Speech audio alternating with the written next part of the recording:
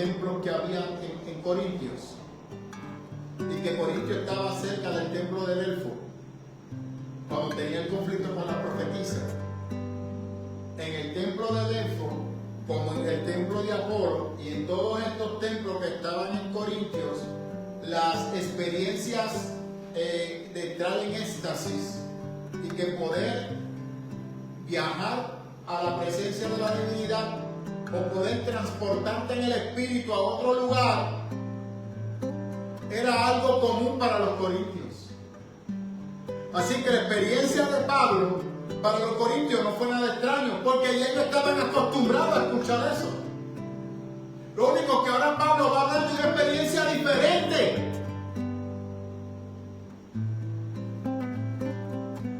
Alaba.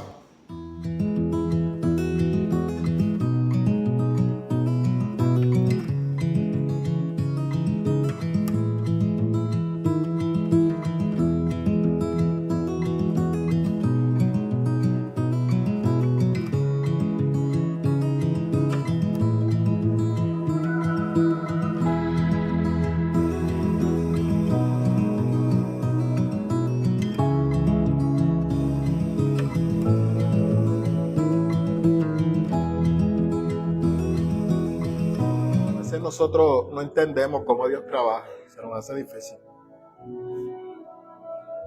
Y yo creo que todavía estamos en el proceso de conocer de Él y saber de Él.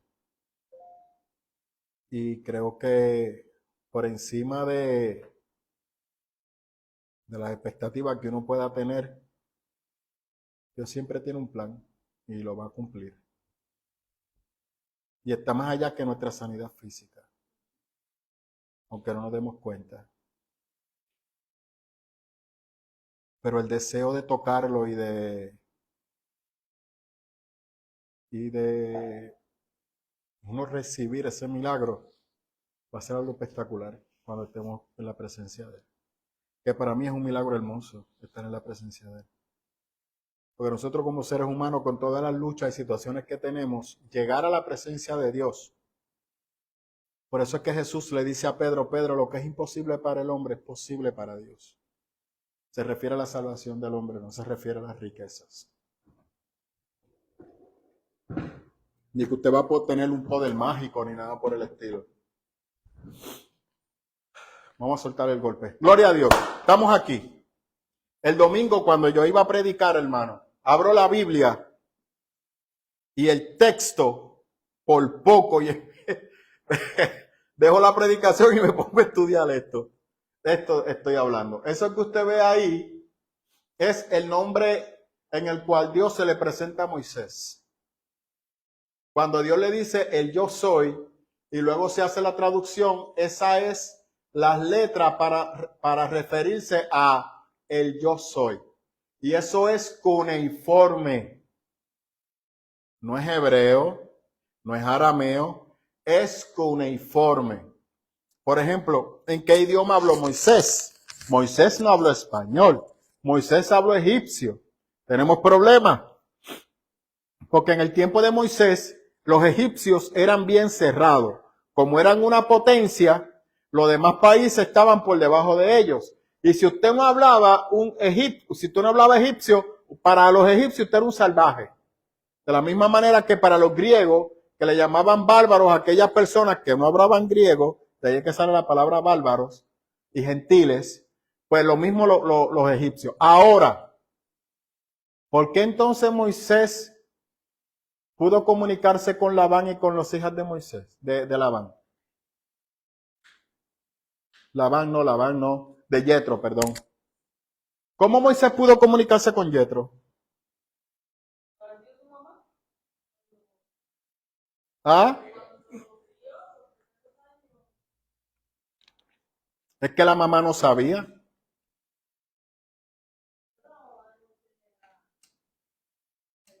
Era hebrea. Pero ¿dónde nació la mamá de Moisés? En Egipto. Recuerda que han pasado más de 400 años desde que José llegó. El pueblo hebreo también hablaba egipcio, en vez de hebreo. Totalmente. Excelente, Glenda. ¿Por qué, don José? Porque no había una identidad nacional.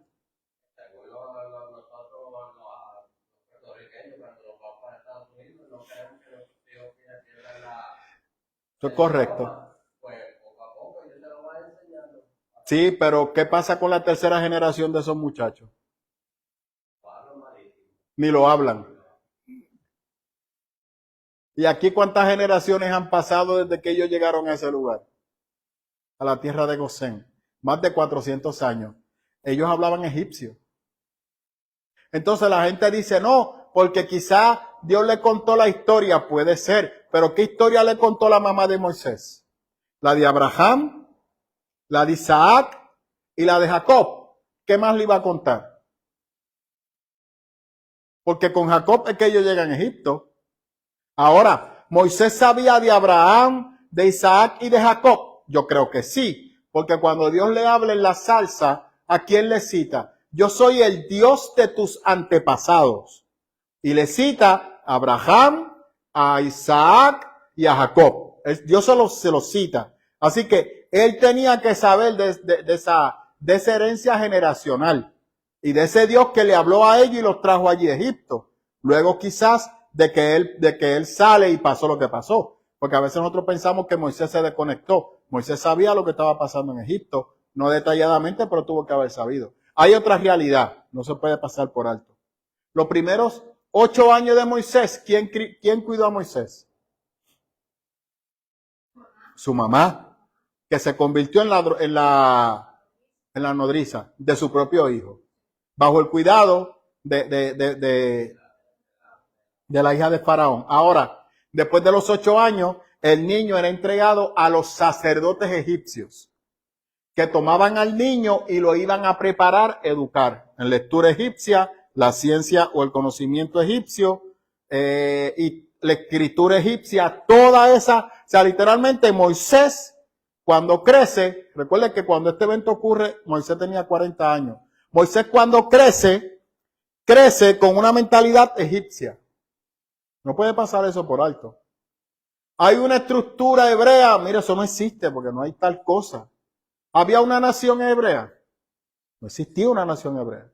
Eran egipcios que provenían descendientes de hebreo. Y de hecho, hebreo lo que significa es del otro lado del Éufrates. Eso es lo que significa hebreo. Abraham le llamaron el hebreo, aquel que venía del otro lado del Éufrates. De ahí es que entonces se mantuvo esa identidad nacional.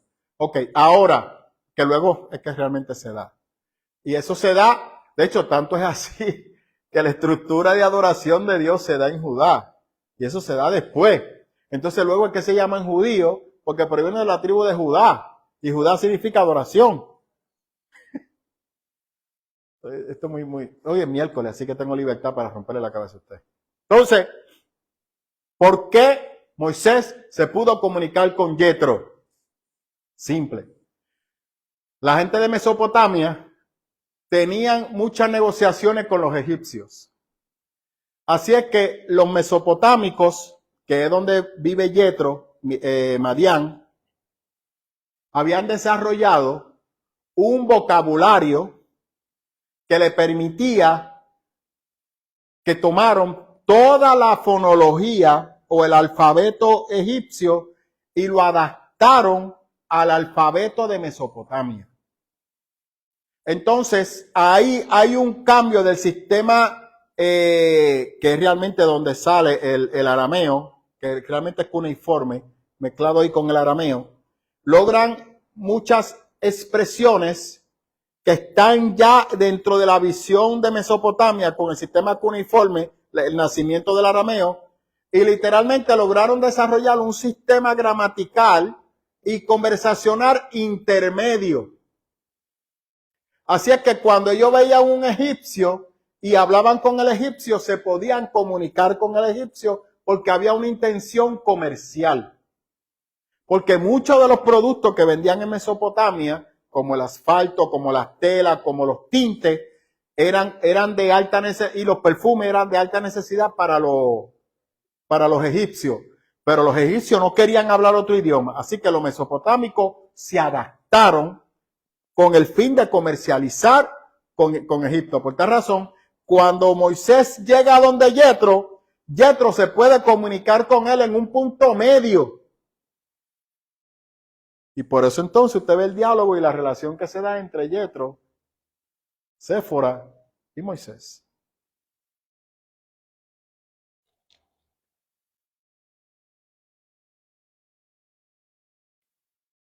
Ni bendiciones tiran para el altar.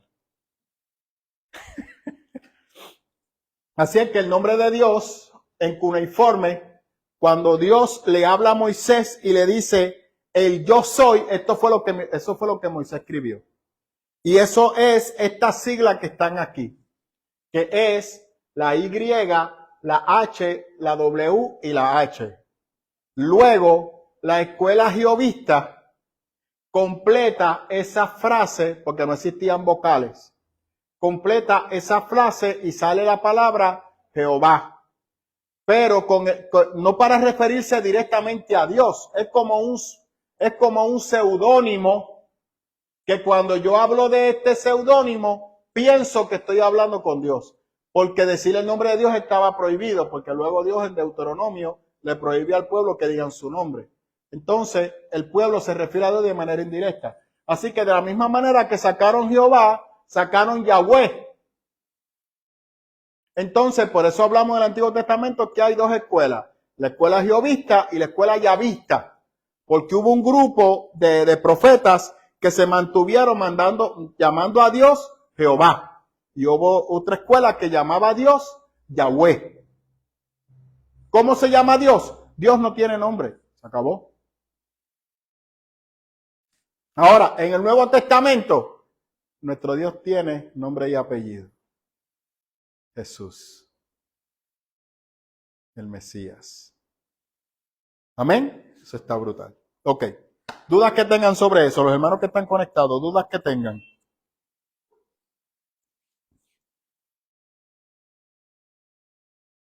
Amén.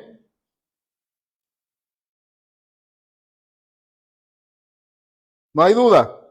Seguimos. Vamos entonces al capítulo 12. ¿Quién tiene la versión, la Dios habla hoy? ¿Alguien con la Dios habla hoy? ¿Tú la tienes? Por favor. Vamos a leerlo entonces, Glenda, la Dios habla hoy.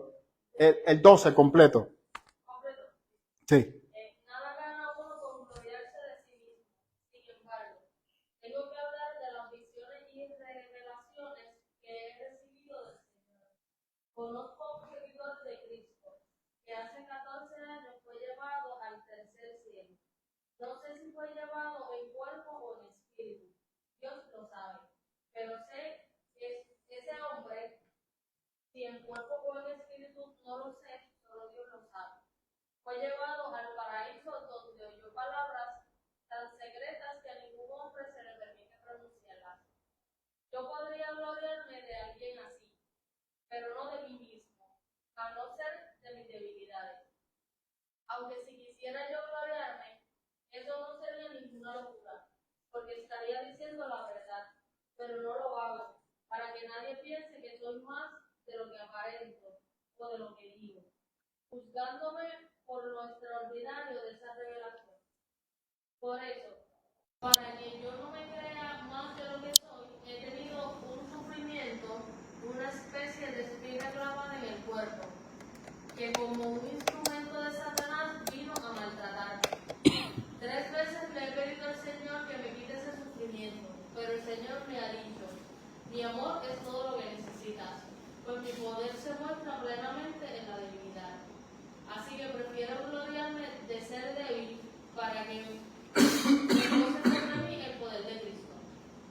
Y me alegro también de las debilidades, los insultos, las necesidades, las persecuciones y las dificultades que sufro por Cristo, porque cuando más débil me siento es cuando más fuerte soy. Me he portado como un loco, pero ustedes me obligaron a hacerlo, porque ustedes son quienes debían hablar bien de mí, pues en nada valgo menos que esos superapóstoles. Y eso que yo no valgo nada. Los sufrimientos que soporté con paciencia, los milagros, maravillas y prodigios de que ustedes fueron testigos, son la prueba de que soy un verdadero apóstol. pero solo en una cosa han sido ustedes menos que las otras iglesias, en que yo no fui una carga para ustedes. Sí, Ese es el, completo. hasta el 21. 13. No, ya, hasta el 21. De hecho, gracias. Estos son de los versículos que yo le he dicho a ustedes. El 12 no termina en el 21, él termina en el 13 y pico. Pero para yo seguir la secuencia, y respetando los capítulos, lo voy a dejar en el 12-21. Pero él no termina en el 12-21. Pablo sigue luego en lo que se llama el 13. Pablo sigue explicando. Pero técnicamente me gustaría saber no el versículo ni capítulo. Y ahí usted tiene la evidencia otra vez de lo que yo he explicado frecuentemente. Pero como es mucho material, quiero cerrarlo en el 12-21 y luego el otro martes pues seguimos en el 13. Ok. Primeramente, Pablo va a empezar a explicar una experiencia. La experiencia la tuvo Pablo, vamos por ahí. La experiencia la tuvo Pablo. No fue otra tercera persona, pero Pablo va a usar una retórica, como yo explicaba el miércoles pasado, que Pablo usa mucho la retórica griega para expresarse. Y Pablo siempre se cuida de evitar alardear, a diferencia de los otros maestros de Corintios. Hoy vamos a explotar un poco más qué representaba la opresión de parte de la iglesia de Corintios, de cierto grupo adinerado en la iglesia, que querían que Pablo se dejara sustentar de parte de ellos. ¿Qué estaba detrás de eso? Y aquí Pablo en el 12 lo explica, y ya se cansa de estar rechazando, y ahora explica el por qué no acepta dinero de nadie. Vamos entonces a explicar lo de la experiencia. Hay varios pensamientos en el tiempo de Pablo que hablan sobre este tipo de experiencia. Este tipo de revelaciones no solamente las recibía la iglesia, también los paganos. Hay una diferencia. Cuando Dios daba la revelación, y vamos entonces al Antiguo Testamento, búsquese una revelación en el Antiguo Testamento y oiga la palabra que voy a usar, donde Dios arrebata al profeta y lo lleva a una misión. Esa palabra arrebatar la usaban en el Antiguo Testamento y lo usaban los griegos, donde la divinidad tomaba al medium y se lo llevaba a su presencia. Y vamos en el Antiguo Testamento y dígame si hay un solo profeta que Dios lo llevara a un lugar de sufrimiento y de tormento llamado infierno, Gehenna o como usted lo quiera llamar. Mencióname uno.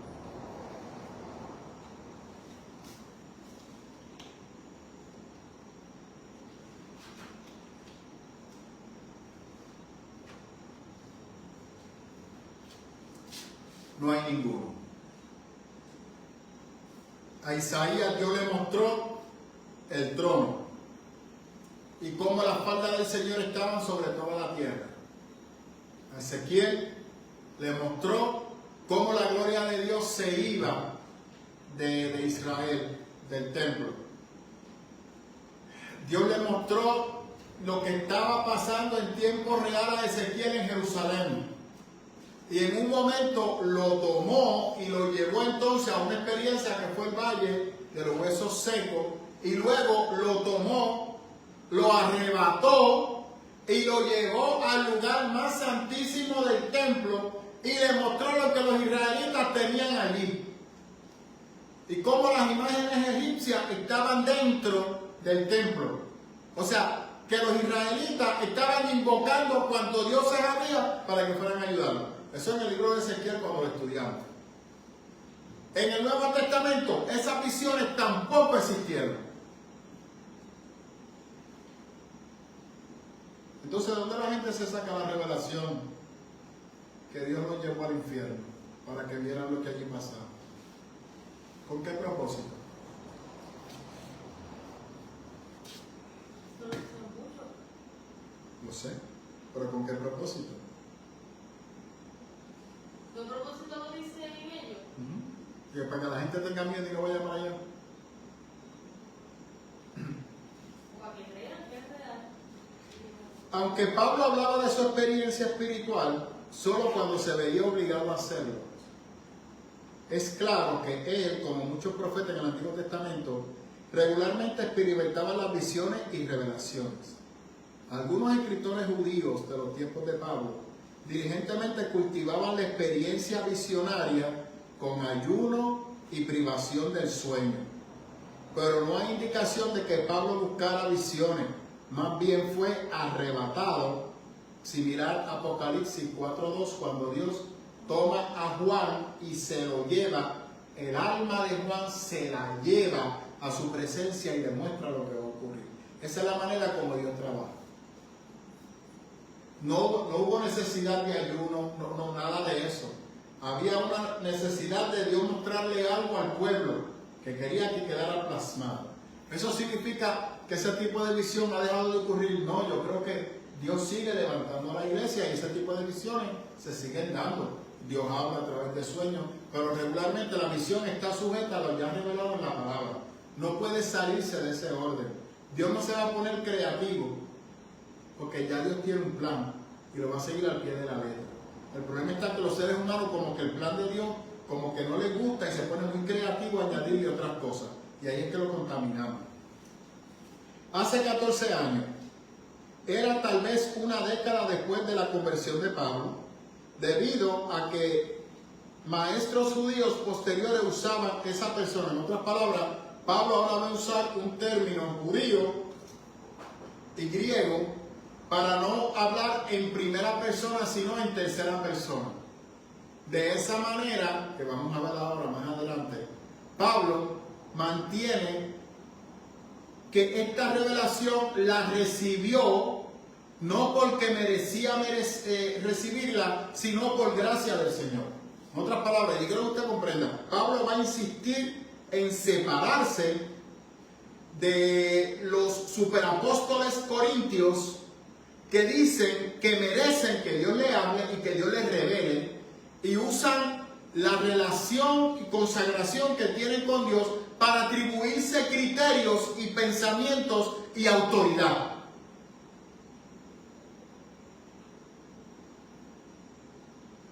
Pablo no va a hacer eso, porque Pablo tiene claro que la autoridad que él tiene no viene de lo que él diga, sino viene de lo que Dios ha hecho a través de él. Y es un testimonio que está ahí latente, porque las personas que han tenido una experiencia con el Espíritu Santo, las personas que han sido transformados, Pablo dice, no es por mí, yo soy un instrumento, es Dios.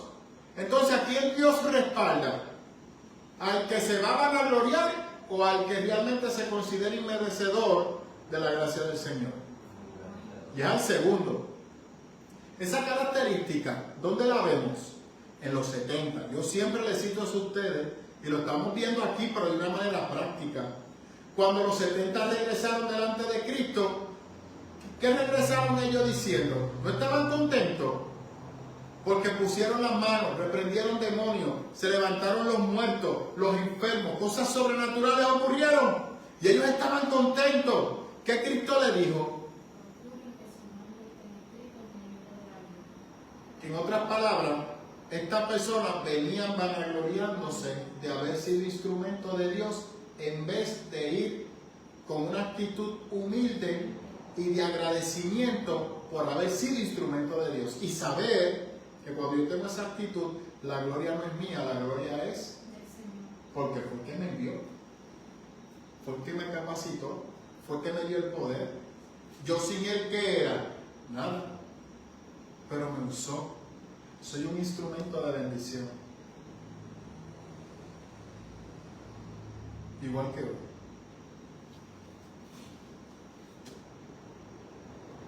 Algunos escritores griegos sugerían que uno debía escribir la experiencia de uno mismo como si fuera la del otro, si se abochornaba de hablar de ella abiertamente, en forma analógica.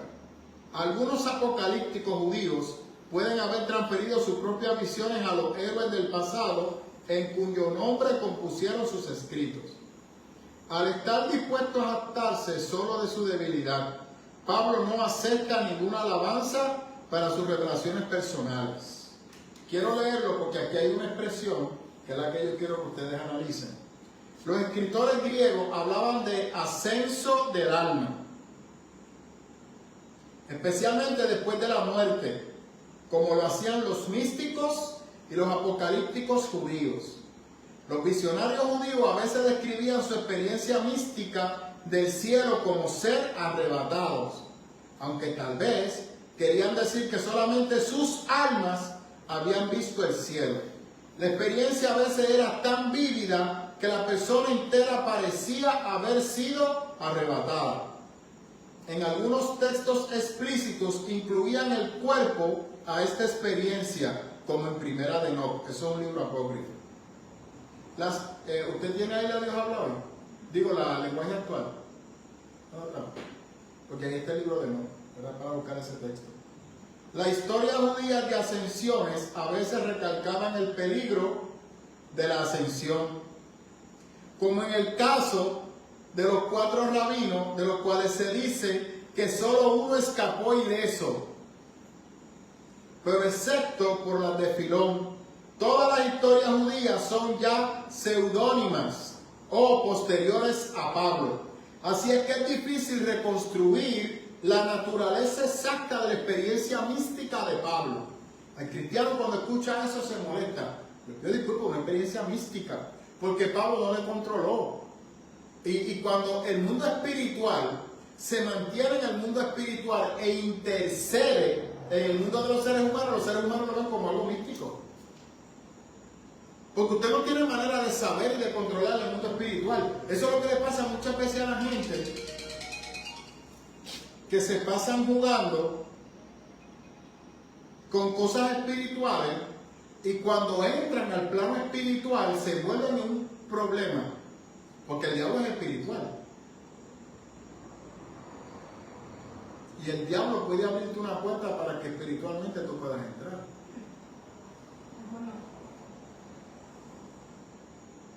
Y ahí es que van a tener el problema.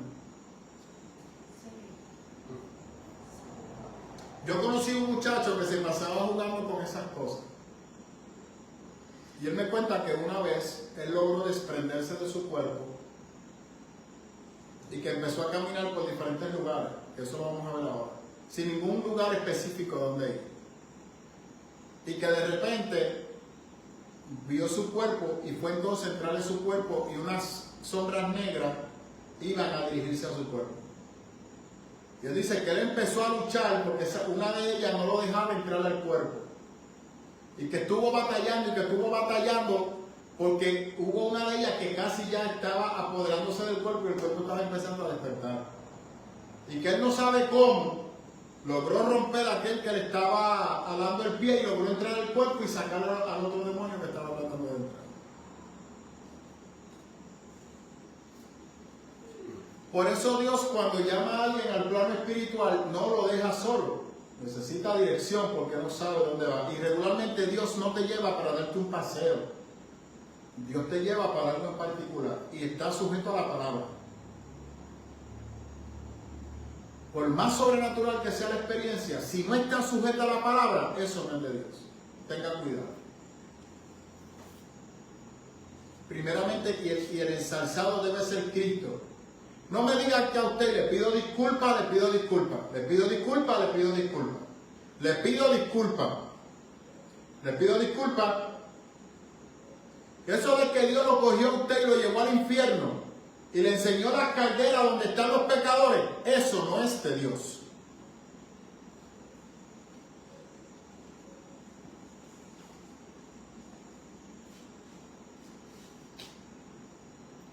Eso no es de Dios. ¿Por qué? Porque no tiene base bíblica.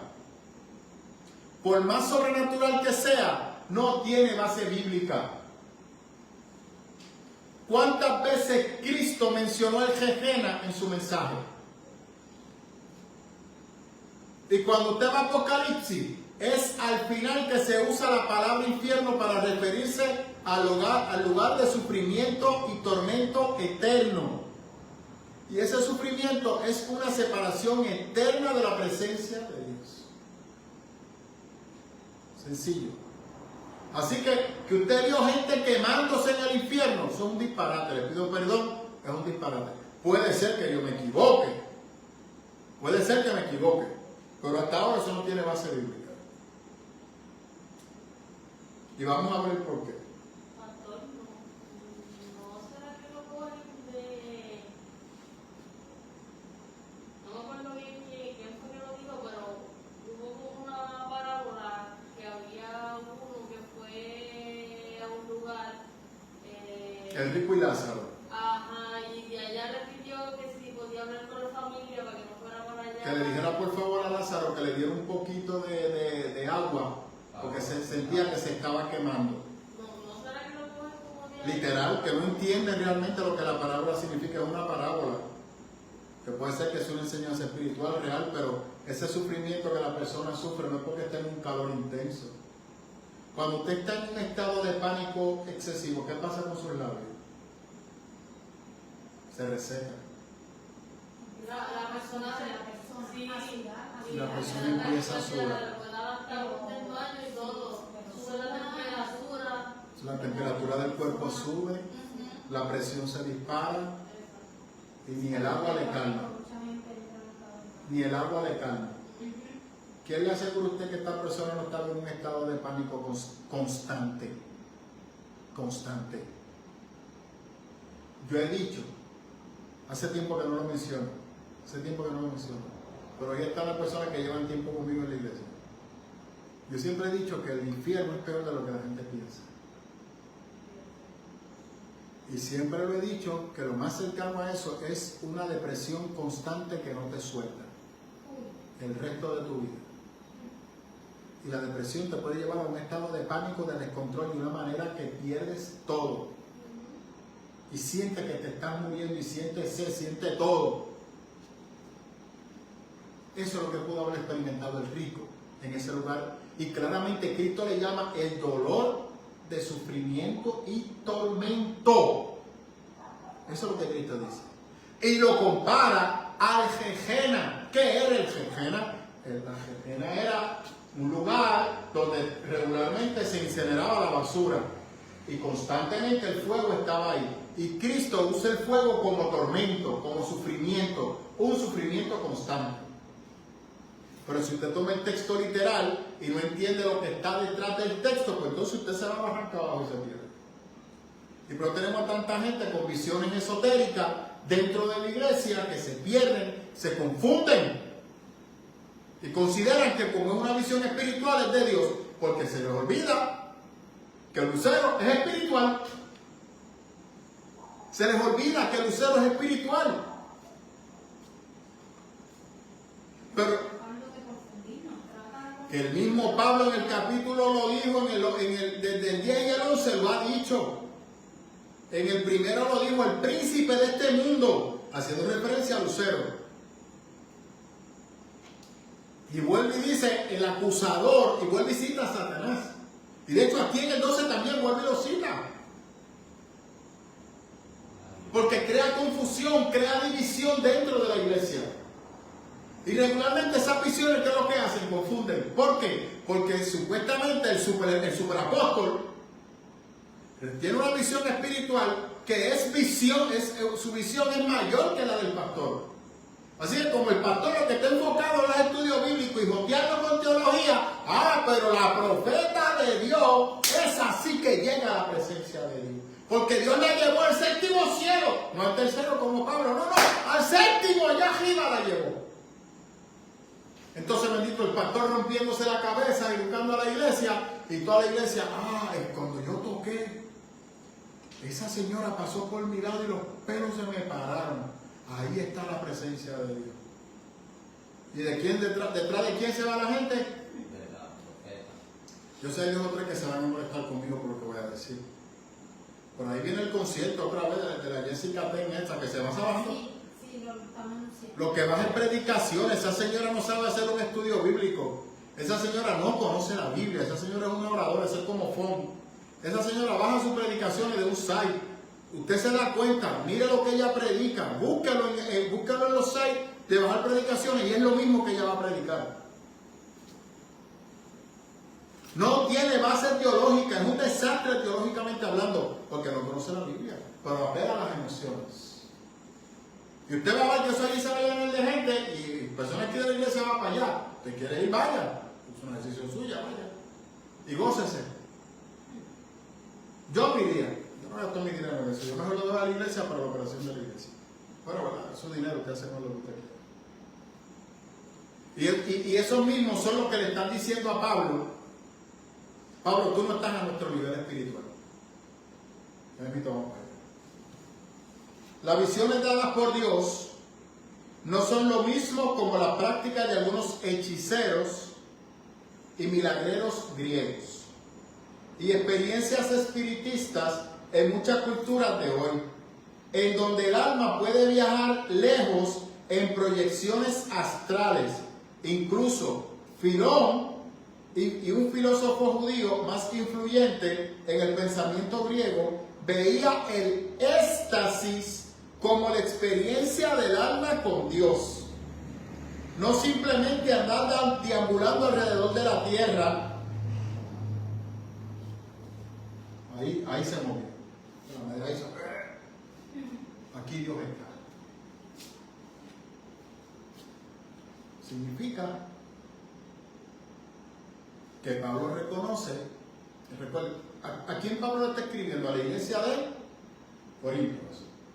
Usted recuerda en la primera carta cuando yo traje aquel diagrama que mostramos todos los templos que había en Corintios, y que Corintio estaba cerca del templo de Delfo cuando tenía el conflicto con las profetisas. En el templo de Delfo, como en el templo de Apolo y en todos estos templos que estaban en Corintios, las experiencias de entrar en éxtasis y que poder viajar a la presencia de la divinidad o poder transportarte en el espíritu a otro lugar era algo común para los corintios. Así que la experiencia de Pablo para los corintios no fue nada extraño, porque ellos estaban acostumbrados a escuchar eso. Lo único que ahora Pablo va a hablar de una experiencia diferente. Alaba. Cuando los indígenas aquí usaban la droga y Sí. cuando Sí. traían mucho. Sí, se comunicaban con sus divinidades mediante la droga. Entraban en éxtasis y se comunicaban con las divinidades. Pero divinidad diabólica. Claro, aquí, gracias, don José. Yo explicaba en la primera carta de Pablo a los Corintios que Pablo va a aclarar algo que ni los judíos habían aclarado. Me explico. En el Antiguo Testamento, Dios nunca negó la existencia de otros dioses. Dios le dijo a Israel: yo soy el único Dios a quien tú vas a adorar.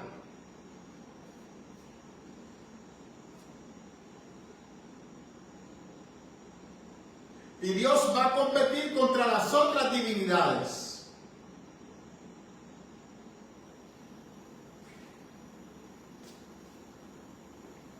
Por eso el pueblo de Israel se le hacía fácil cambiar una divinidad por otra. Lo mismo que pasa en las iglesias. ¿Qué dice Pablo en Corintios? Oye, tú estás equivocado. Dios no es Dios entre los dioses, no. Dios es el único y verdadero Dios. No hay nada más. Lo demás son invenciones humanas. Que entonces ahí nos hace sentido Isaías cuando dice: ¿qué clase de Dios es el que tú sirves?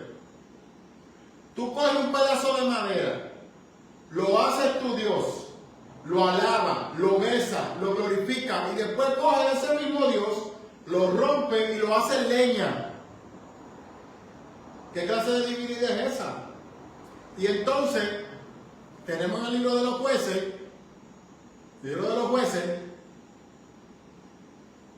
que el padre de, ¿cómo se llama este rey? Siempre me olvido el nombre de él.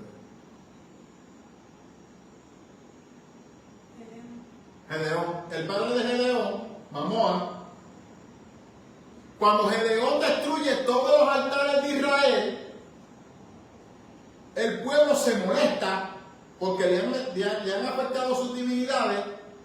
Y el papá de Gedeón dice, para. ¿Qué clase de Dios es ese que ustedes tienen que defenderlo? ¿Qué clase de Dios es ese? Porque si tú hablas de una divinidad es porque es superior a ti. Entonces, esa divinidad que es superior a ti, tú tienes que defenderla.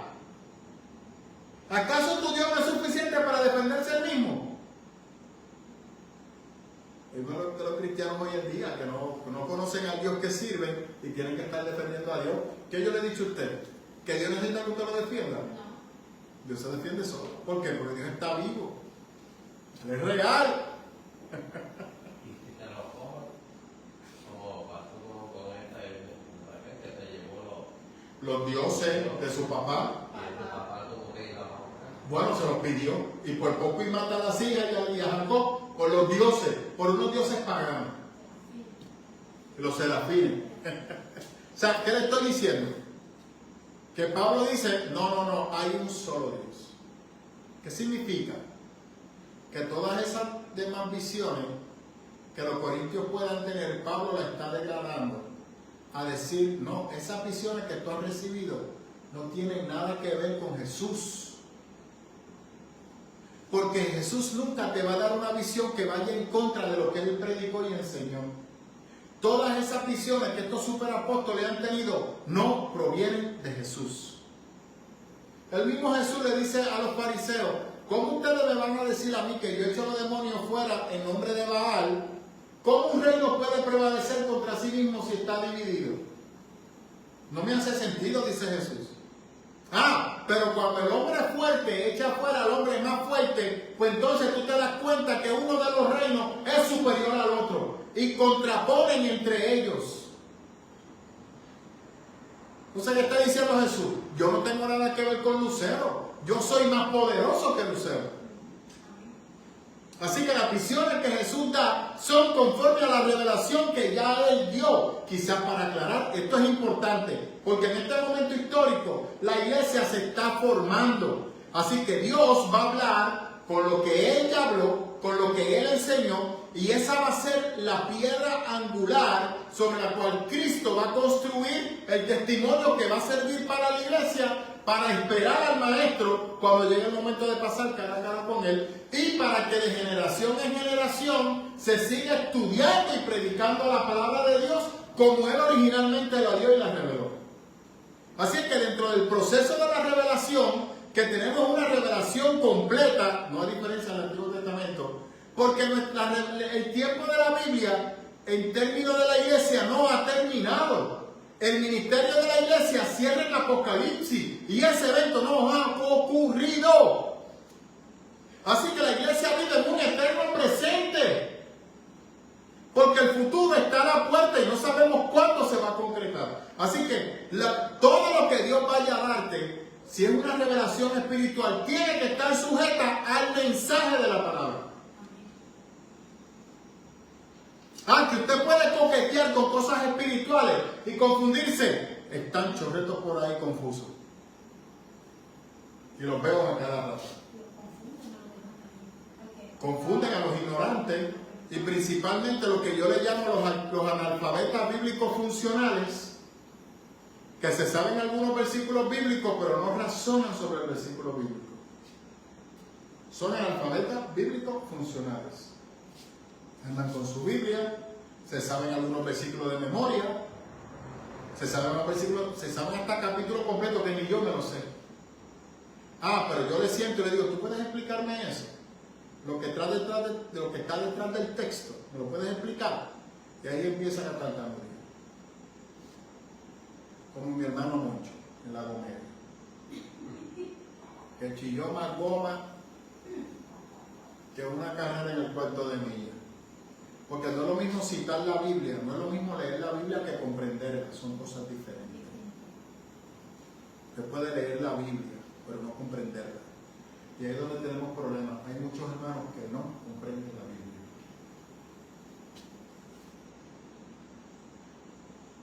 Ok.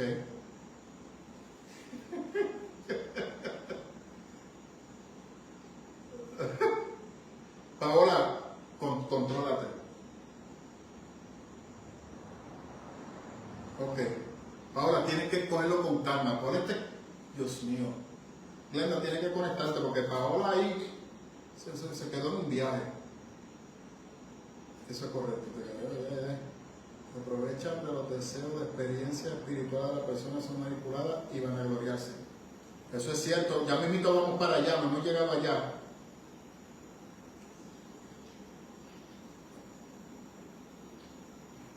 Cuando viene Dios, lo general, ni recuerdan lo que pasó.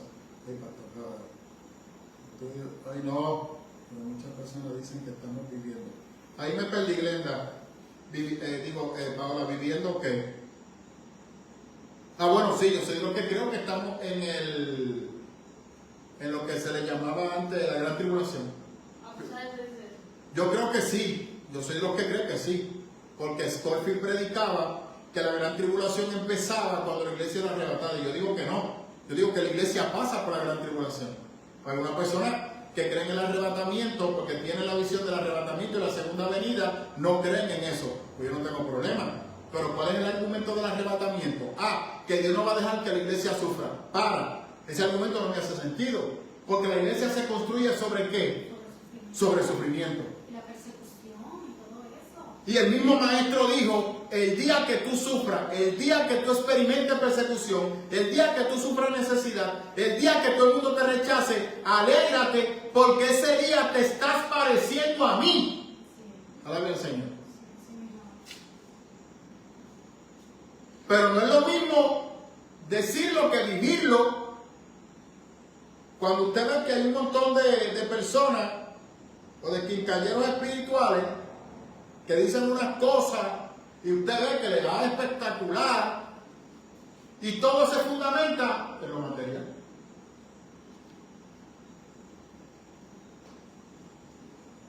Y cuando lo material se vaya.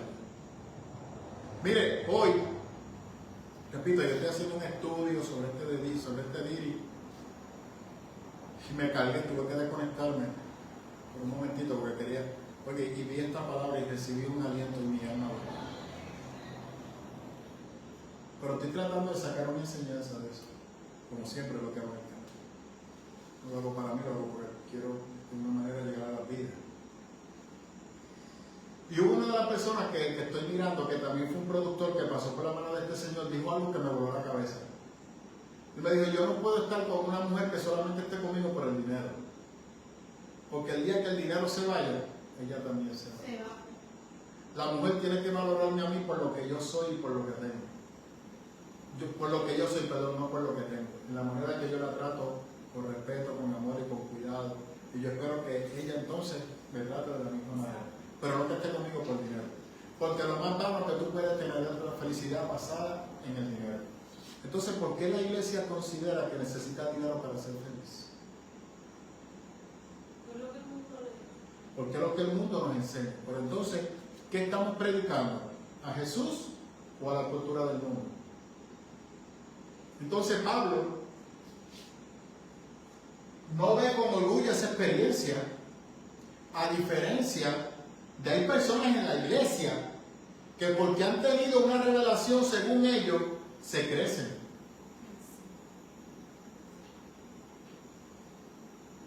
Se crecen. Hasta siente ser superior que el pastor. Que el pastor tampoco es superior a nadie, no me malinterprete.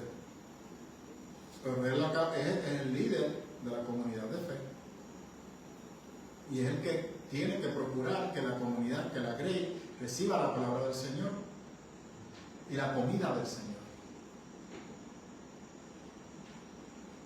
Y Pablo le está hablando a la iglesia de Corintios, que estaba llena de profetas y de apóstoles. Es una de las iglesias donde más los dones del Espíritu Santo se manifestaron.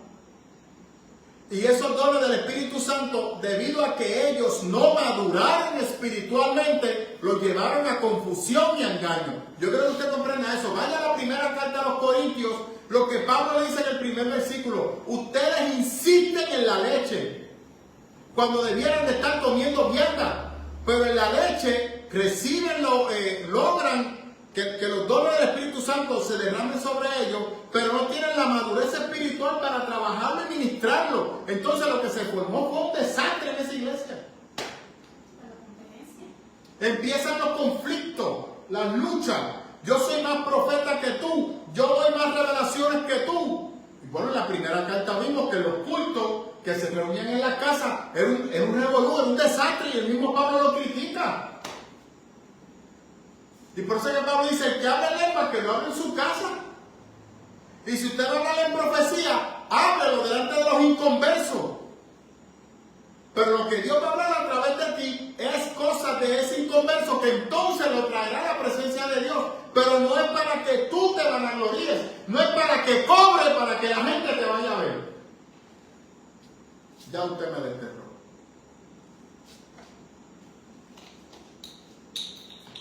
Fueron los amenes. Mira cada uno.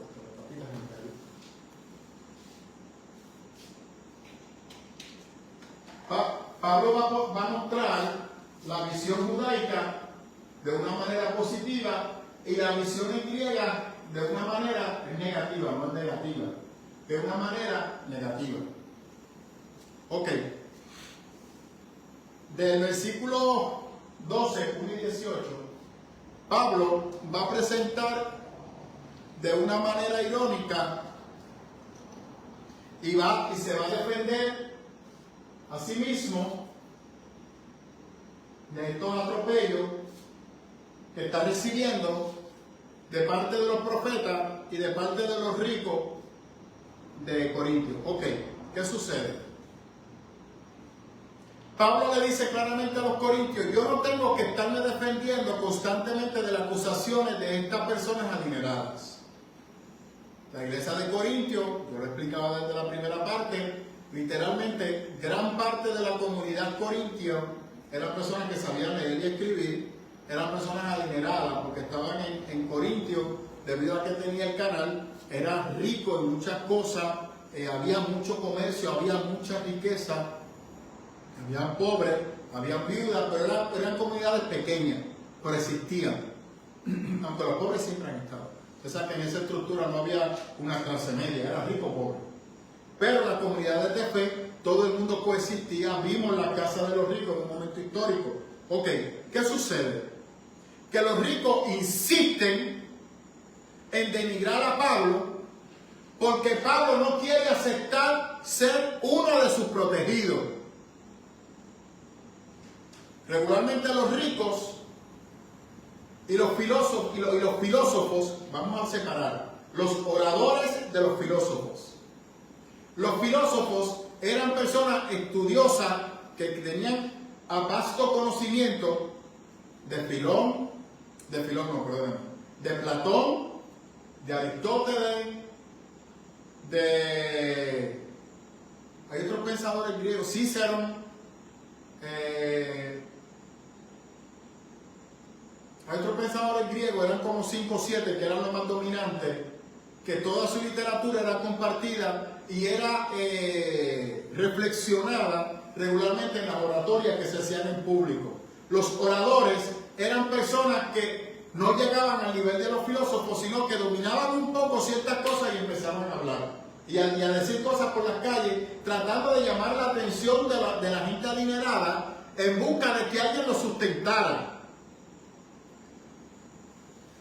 Y eran vistos de mal gusto de parte de los ricos y de los filósofos. Y literalmente lo veían como charlatanes. Yo he dicho que los charlatanes son personas que van predicando enseñanzas religiosas que son de otra cultura y tratan de proyectarla para enseñarla y ubicarla dentro, por ejemplo, dentro de los corintios. Y regularmente los rechazaban. Y eran personas que lo veían dentro de la escala social por debajo. Recuerda que estamos hablando de los corintios. Es honor y verdad. Y usted vale por la validación que el pueblo le dé. Pablo rechazó toda esa validación. ¿Por qué? Aquí hay que ver lo interesante. Pablo consideraba a los corintios sus hijos. Él recuerda en el capítulo 10 de la segunda carta que él dice, yo a ustedes los amo como si fueran mis hijos. Y en el capítulo 11, Pablo dice, yo lo presento a ustedes como la novia delante del esposo, haciendo referencia a que él era el padrino de la iglesia, el que había guardado y protegido a la iglesia, y que los amaba y que los quería, ¿cierto o falso? Te recuerda el capítulo 7, 8 y 9, que era uno de expresión de amor y de cuidado. Pablo le dice a los ricos de Corintios: yo no puedo aceptar el que tú me veas como un protegido, porque tú no eres mayor que yo espiritualmente. Tú eres mi protegido, porque yo te prediqué el evangelio. Tú eres mi hijo espiritual. Tú no tienes que cuidarme a mí, yo tengo que cuidarte a ti. Eso a los ricos tuvo que saberle ayer, para no usar la otra palabra incómoda de nuestra sociedad. Así que, ¿qué le está diciendo a los ricos? Tu dinero no me puede comprar la paternidad espiritual que yo tengo sobre ti. Deja de estar criticando mi humildad y mi sencillez, porque mi sencillez y mi humildad es lo que me mantiene aferrado a Dios. Otra pregunta que le tengo a usted: ¿cuál es el pecado de Pablo? Los cristianos que no entienden rápido disparan. Que Pablo era un asesino. Cuidado, son un disparate. Pablo no era un asesino. Cuando Pablo perseguía a la iglesia, lo hacía por capricho, por placer, o por qué lo hacía.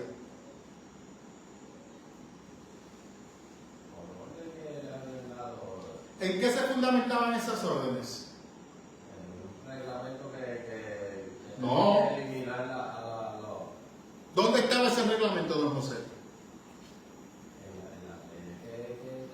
En Deuteronomio, en la Torá.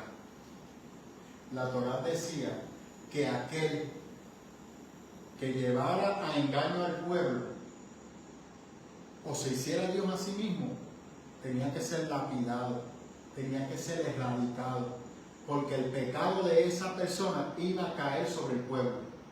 Y Cristo fue juzgado por la ley de Moisés. Y amparado en esa misma ley, Pablo está salvaguardando el derecho de la ley y la pureza del judaísmo. Pablo está limpiando el judaísmo de las enseñanzas distorsionadas que él consideraba del cristianismo. Aquí está interesante, porque cuando Cristo está frente a Pablo, ¿qué le dice? Tú me estás persiguiendo a mí. ¿Y cuándo Pablo persiguió a Cristo? ¿Cuándo Pablo persiguió a Cristo? Cuando persiguió a los cristianos. Así que eso le está tachando Boniel. No, tú me estás juzgando a mí o a Cristo. Eso es un disparate.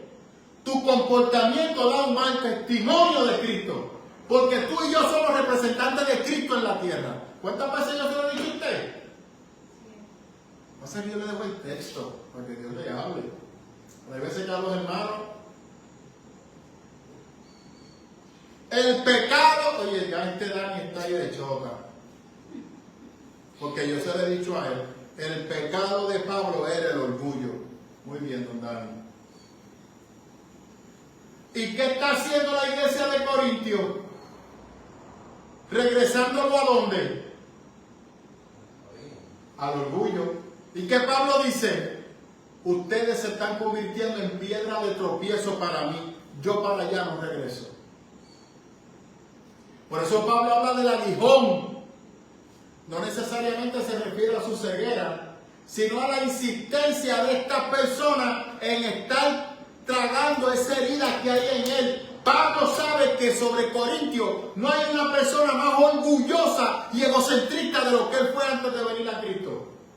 Y todo lo que ellos están tratando de darle, ya Pablo lo experimentó y lo vivió, y se dio cuenta que lo alejó del propósito de Dios y lo llevó a confusión. Y eso él lo va a rechazar con todas sus energías y con toda su fuerza. Dios mío, si la gente entendiera eso hoy en día, ¿qué iglesias espectaculares tuviéramos?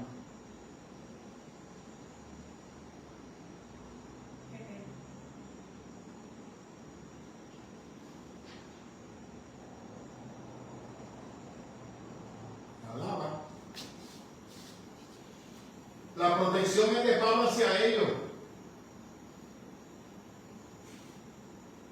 Ustedes no tienen que cuidarme a mí, yo los cuido a ustedes. Bueno, literalmente, ¿qué estamos viendo en la primera carta de Pablo? Pablo está nuevamente recapitulando las enseñanzas que le ha dado. Ha reconocido el crecimiento espiritual de muchos de ellos. Ha defendido la fe cristiana de las falsas enseñanzas. Eso es apologética. Enseñanzas contrarias que lo que hacen es que dividen a la iglesia. Enseñanzas contrarias que muestran a un Cristo diferente. Personas que lo que quieren es atraer el público hacia ellos. Por eso con frecuencia yo siempre digo que cuando un pastor sale de la pastoral y la iglesia se divide, el culpable fue el pastor. ¿Por qué?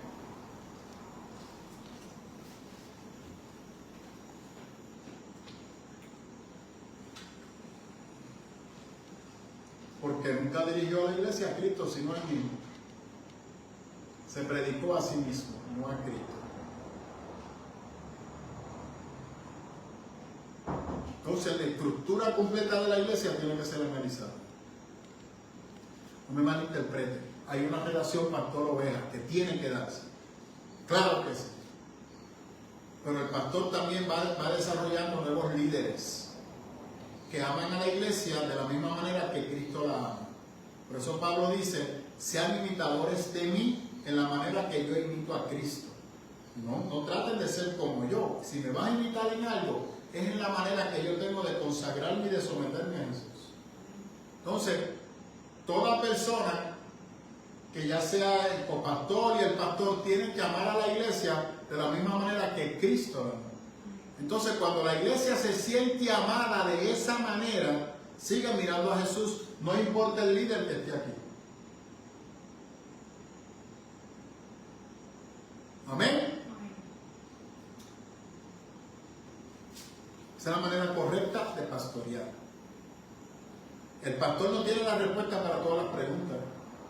El pastor no puede satisfacer la necesidad de todo el mundo. Y aquí estamos viendo que estas personas querían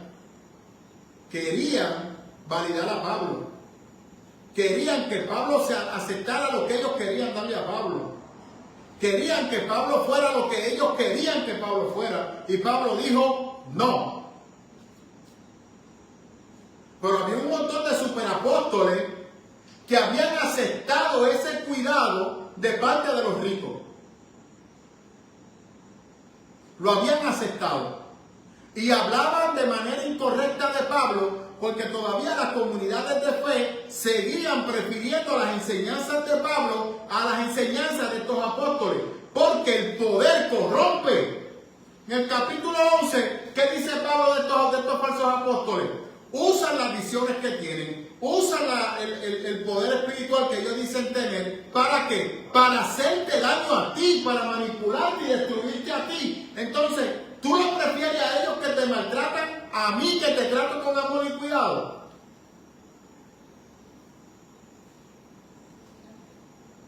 ¿Y tú quieres ser mi qué? Dice Pablo. No, tú eres mi hijo espiritual. Tú estás fuera del propósito de Dios. Tú tienes que dejarte educar para que nuevamente conozcas a Cristo. Eso es lo que Pablo está diciendo. Ustedes han tomado el evangelio a su manera. Lo que yo les prediqué, lo que yo les enseñé, que lo dice también en los versículos previos, ustedes se han desviado fácil del mensaje de Jesús. No le está hablando a todo Corintio, le está hablando al grupo que insiste en practicar las enseñanzas distorsionadas que ellos mismos han desarrollado. Y que personas que vienen de Jerusalén de manera independiente, sin el respaldo de la iglesia de Jerusalén, están predicando un evangelio diferente. Mezclando enseñanza y sincretismo. Bueno, al día de hoy hay un montón de cristianos que siguen predicando a Israel como el pueblo de Dios. Miren las barbaridades que siguen haciendo en Gaza. ¿Saben qué yo pensaba? Hoy leía una noticia de que mataron a los 3 hijos del gobernador de Hamas. 3 hijos más. Pero él es islámico, tiene como 40 hijos. Pero un hijo es un hijo.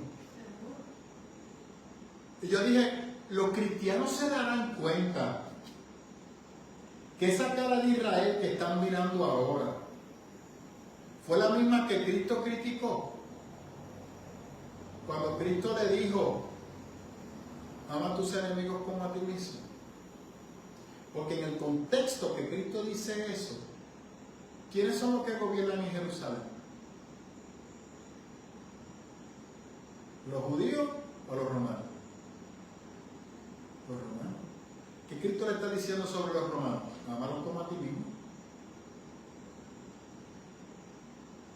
No tomen la espada en contra de ellos. Porque entonces, ¿qué diferencia hay entre? ¿Qué están haciendo los judíos hoy en día? ¿Están perdonando a su enemigo y al que le hizo daño? Matando a mansalva. Y ese es el pueblo de Dios, la ciudad de Hashem. Si usted compra eso, el infierno es el paraíso para usted. Pablo dice que Cristo lo llevó, o el Señor lo llevó al tercer cielo. ¿Eso es una visión nueva para Pablo? No. Los judíos creían en que existían 7 cielos. Eran por diferentes niveles. El 7º cielo estaba reservado para cuando usted muriera. Así es que del 1 al 6 hay diferentes tipos de revelaciones que Dios le podía dar al pueblo, que estaban relacionadas a las misiones de los profetas y de lo que Dios estaba haciendo en el pueblo. Así que, de hecho, claramente, mira qué cosa brutal, eso es lo que a mí no me cuadra. Pablo recibe la visión y en la visión Pablo añade algo que nadie se atreve a decir. Pablo dice, y vi cosas que se me prohibieron hablar. Pablo está claramente especificando que la visión él no la provocó, Dios lo llevó. Entonces, cuando eso ocurre, Pablo dice que Dios hubo cosas que no le permite que las hable. Sin embargo, los otros que tienen visiones no similares a la de Pablo, sino que se las jactan de que pueden viajar espiritualmente por diferentes partes del mundo y ver otras cosas, cuentan y dicen todo lo que vieron. Pero Pablo dice solamente que Dios le dijo, esto no lo vas a contar. Y no lo contó. Y recuerda que todavía la visión de Apocalipsis no está. La visión que Pablo recibió fue para él. Por eso Pablo no la puede compartir con la iglesia. Fue para él. La visión de Apocalipsis es para la iglesia. La misma que la gente no entiende. Pero queremos visiones como la de Pablo. Y la gente les pepita cosas que yo me quedo acá, pero ven acá, ¿qué es eso? La mayoría son disparates conforme al Antiguo Testamento. Con eso le digo todo. Perdón. No, pero pastor, no sea tan fuerte. No. Es que esas son las cosas que están provocando división en las iglesias. No estaban con que lo del el eclipse iba a ser. ¿Cuántos benditos eclipses hemos tenido en los últimos 15 años? Y siempre vienen con la misma vaina. Después de ese eclipse viene esto. Y yo, pero ven acá, ¿dónde están viviendo esta gente? ¿Pero es que no se dan cuenta que... ¿Dónde viven? Mire todo lo que está ocurriendo en la creación. El mundo entero. ¿No se ha dado cuenta que en el último 2 años han explotado guerra en todas las esquinas? Ecuador está con un conflicto interno. Haití está con un conflicto terrible. Jerusalén, Gaza, Rusia, África tiene países que llevan más de 30, 50 años en guerras civiles. La nación norteamericana es un desastre. Un desastre. Usted no ha visto, hoy no tengo niños, así que puedo hablar. Usted no ha visto el crecimiento que hay de maestras violando niños. Y en la nación norteamericana está en chorreta. Y en Puerto Rico ya van como 5 maestras violando niños.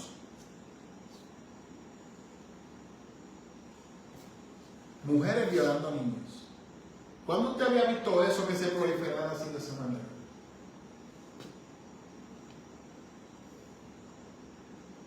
Dígame.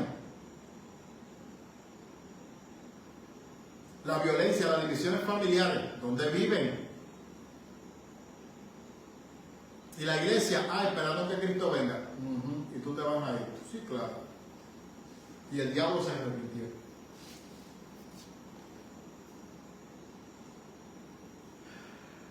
Dios mío, tengo que calmarme.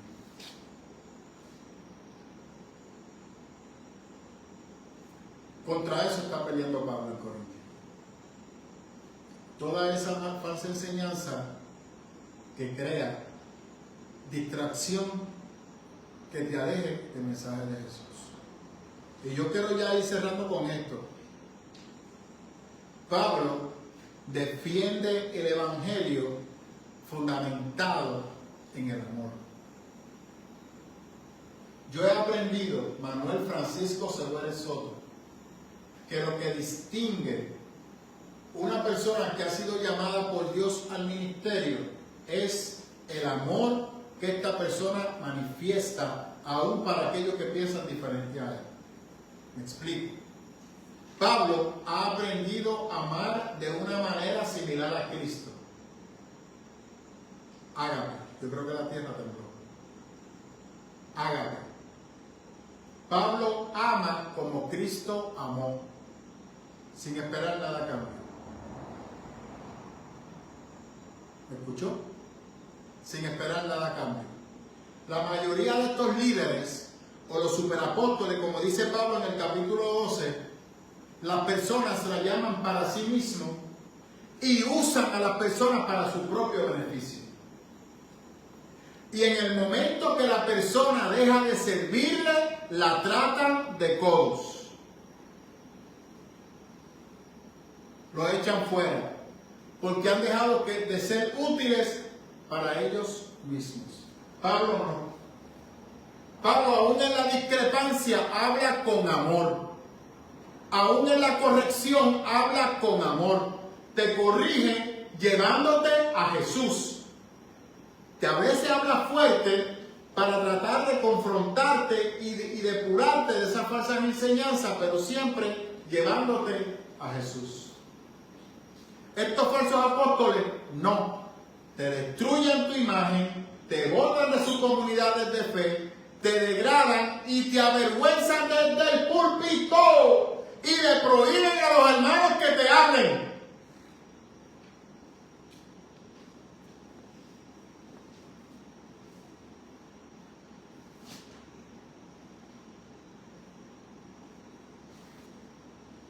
Por eso Pablo, cuando hace su defensa, insiste en la armonía de la iglesia. Porque el Espíritu de Dios nos une. ¿Qué es lo que ella ha dicho? Que el Espíritu de Dios, ¿qué hace con la iglesia? ¿La divide o la une? Por eso cuando yo atento contra mi hermano, que es lo que Pablo está diciendo en Corintios, cuando yo divido la cena, estoy comiendo la cena en pecado, porque yo estoy dividiendo el cuerpo de Cristo, estoy haciendo acepción de personas, quién merece sentarse o no en la mesa, y eso me hace a mí divisor del cuerpo de Cristo, así que yo estoy comiendo la cena en pecado, porque te estoy dejando fuera. Yo no puedo dejar a mi hermano fuera. Tengo que incluirlo dentro del cuerpo, porque si yo te ataco, si yo te denigro, estoy atacando a Jesús, a Cristo. Y si mi hermano se aparta porque tiene una enseñanza diferente, yo tengo que buscarlo con amor y pedirle a la iglesia que oren por ese hermano. No que le saquen el cuerpo, ni que lo echen a un lado. Entonces, la visión de Pablo fue parecida a la de Daniel, que fue para que ellos pudieran escribirla pero no revelarla. Eso es totalmente de acuerdo. Muy bien, Dani, eso es correcto. Porque la gente pasa por alto que cuando Daniel recibe la revelación, Dios le dice, ciérrala y guárdala hasta que no llegue el día. ¿Cuándo fue ese día? Porque luego el libro se abre.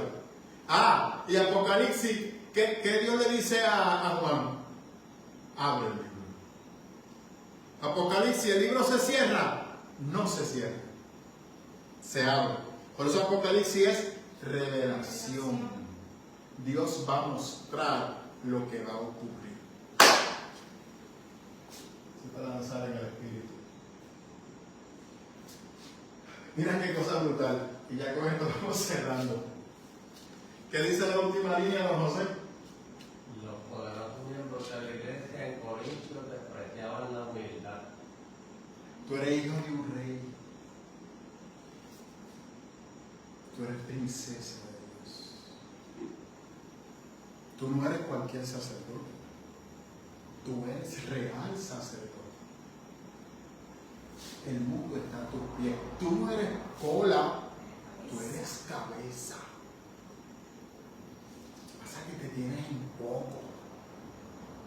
Tú tienes que saber el lugar que Dios te ha dado. La gente está por debajo de ti. Tú eres linaje escogido. Entonces, te dice, pastor, por eso es lo que la Biblia dice. Pues claro, te lo estás sacando de contexto. Sí, la Biblia dice eso. ¿Lo estás aplicando bien? No. Cristo no habla de superioridad sobre los demás. Cristo está diciendo, Dios te cogió a ti para una función en particular. ¿Cuál es la función del sacerdote?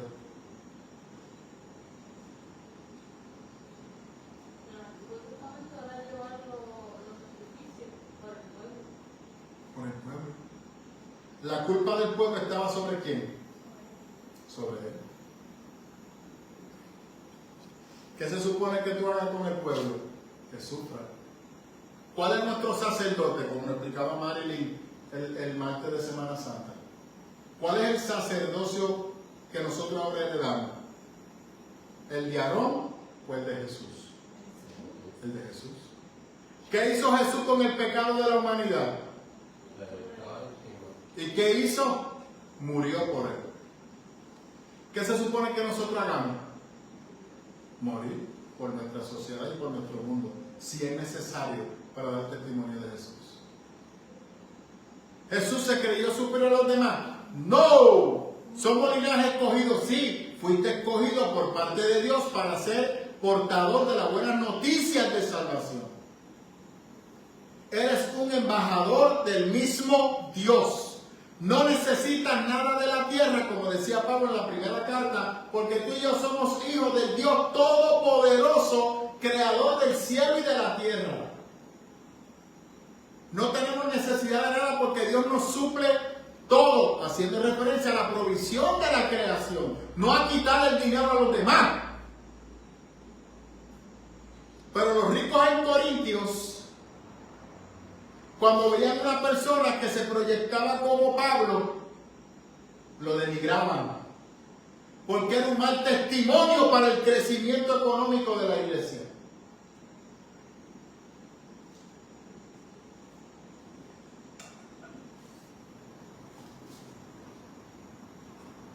Por eso estoy cansado de decirlo, que si Cristo viniera a predicar a nuestra iglesia, no le damos el púlpito, lo botamos. A Pablo, ni te ocupe. Los de Corinto lo hubiesen tratado mejor que como nosotros hubiésemos tratado hoy en día. Bueno, lo hacemos con frecuencia.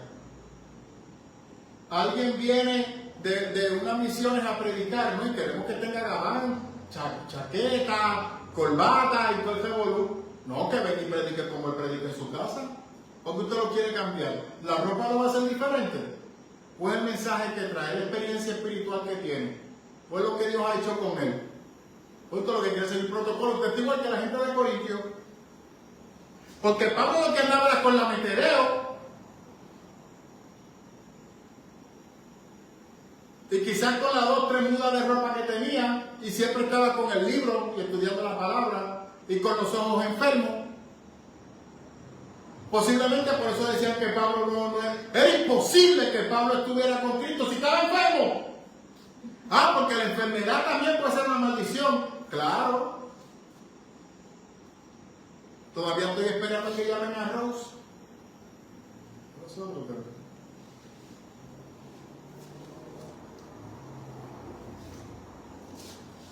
Amén. Los poderosos despreciaban la humildad de Pablo porque no le hacía sentido. Porque el conocimiento y el estatus de Pablo no era para que se comportara como una persona humilde. Tenemos problemas. Pablo estaba aprendiendo a parecerse a Jesús.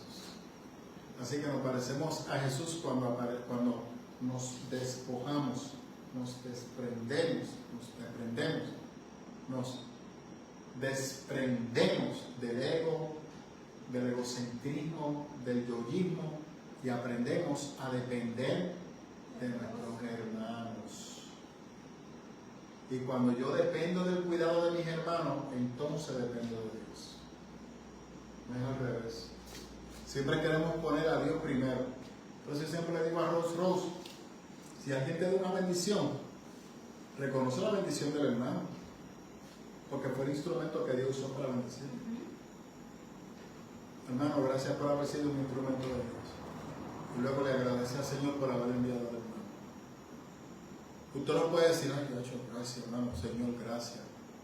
Gracias. Y el hermano ahí, gracias porque de verdad que Dios mío, tú estás pasado.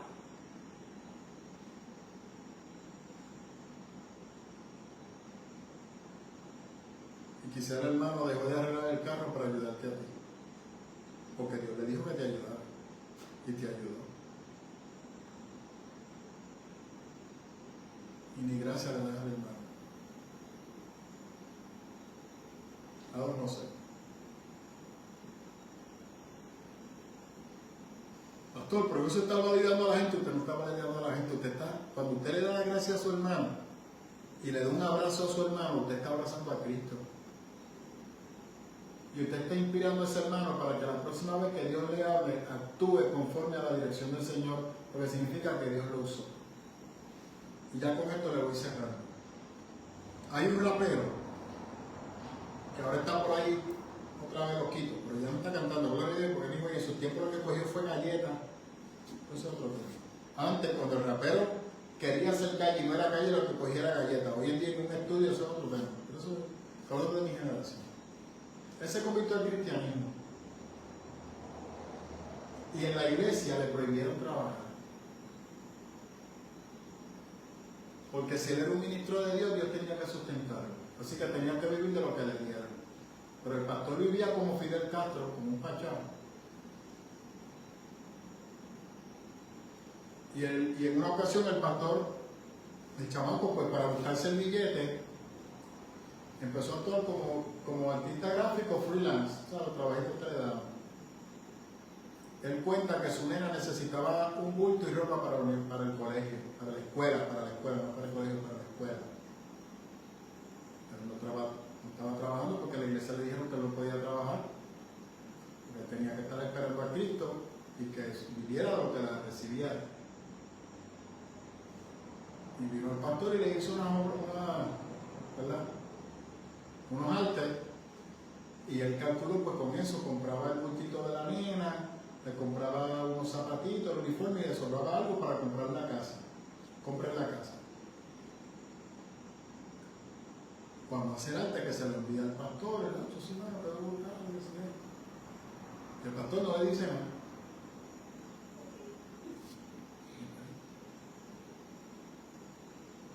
Hace el tiempo y el pastor no le dice nada. Entonces le dice a la esposa, no, ¿verdad? El pastor no me ha dicho nada de lo que me va a pagar por el arte, ni tan siquiera me ha preguntado por él. Está raro. Y eso está sacando la escuela de la nena. Una semana el pastor no aparece. Dice la esposa, yo lo voy a llamar porque no puede ser. Yo le hice el trabajo. Yo estuve casi 2 noches ahí bajado haciéndole eso. Mire, pastor, Dios le bendiga, Dios te bendiga. Mire, pastor, que antes que, ¿verdad? Si me puede cuadrar eso, porque tengo que comprar algo para la nena, o sea, le explica algo que no tiene que explicar. Le dice, bueno, no, yo que te puedo una ofrendita de 50 pesos. Dice, Por eso cuesta 200 pesos y con 150 yo puedo bregar, pero ¿por qué 50 pesos? Papá, tú tienes que vivir de lo que la gente te da.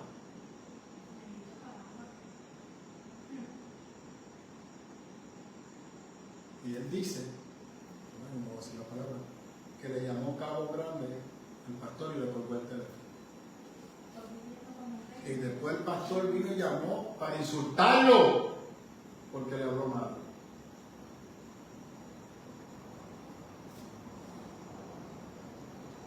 ¿Qué dice el muchacho? Se mató. El día de hoy está marcado. Dice que todas las iglesias son iguales, los pastores. Es correcto. Y no estoy hablando de una iglesia que predica la prosperidad, sino los votos de pobreza. Que son los que se van a los 80 días de ayuno y oración y a el tipo ese, ¡déjate el pecado del mundo! Explíqueme eso. ¿Dónde está el amor, la armonía y la humildad en esa acción?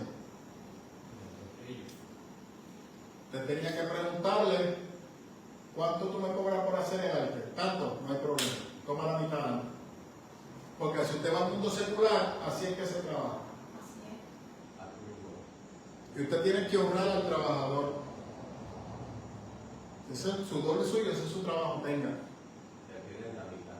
Claro, si esa es la mitad.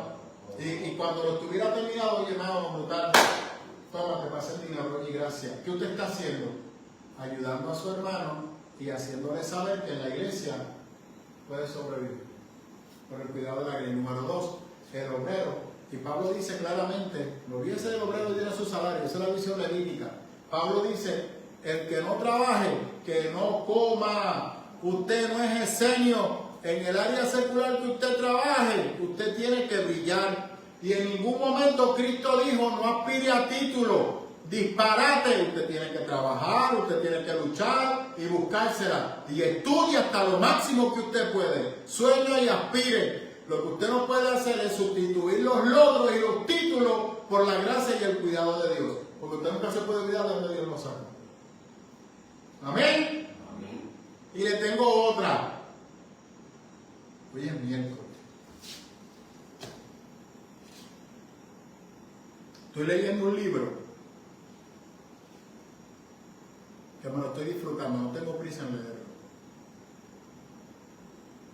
Y hubo una parte que tuve que dejar de leerlo, me molesté y lo cerré. Me molesté con el libro.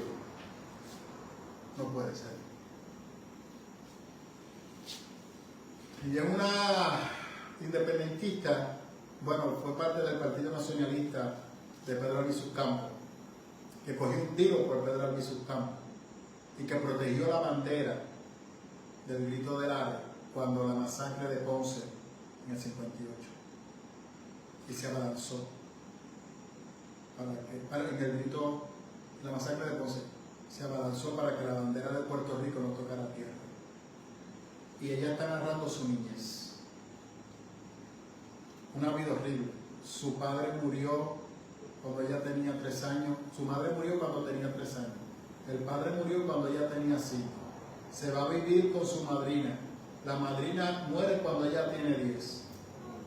Y termina regresando a trabajar con las hermanas, cosiendo, sobreviviendo. Y eso me acordó a mi suegra. Sobreviviendo. Yo cuando tenía 16 o 15 años que llegara a ser señorita, no quería prostituirse como la de las demás mujeres, pero dice en el escrito que tuvo que buscar un hombre que la sustentara, porque en aquel momento en Puerto Rico la mujer tenía que estar cerca de un hombre para poder comer.